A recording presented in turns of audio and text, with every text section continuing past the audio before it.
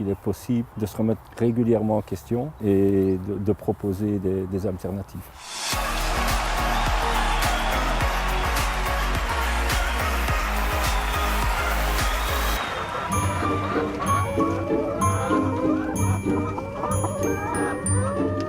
On m'a parlé d'un espèce de mobil-home ou un food truck. Les gens, quand ils le voient, ils parlent de mobil-home. Tout ça au milieu des pissenlits.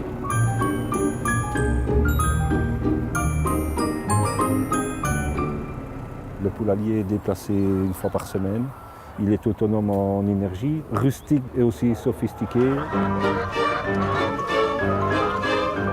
On fait paître les bovins, vous faites... Comment on dit pour les poules? Ah, bonne question. Le principe, c'est vraiment de les emmener au pâturage comme on emmène les bovins. Je pense qu'on pourrait dire paître parce que je suis moi-même surpris de la quantité d'herbe qu'elles ingèrent. Une poule n'égale pas un œuf tous les jours. On n'en est pas loin. Elles ont une litière de bourre d'épeautre. Pour pondre, c'est plus agréable que de la paille.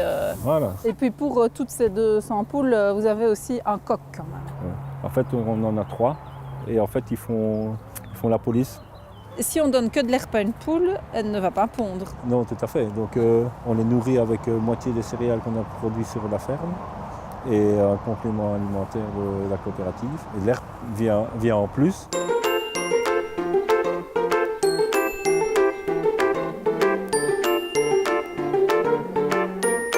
C'est vraiment pour leur bien-être. Du coup, elles vont être en meilleure santé et puis elles vont nous rendre tant en quantité qu'en qualité.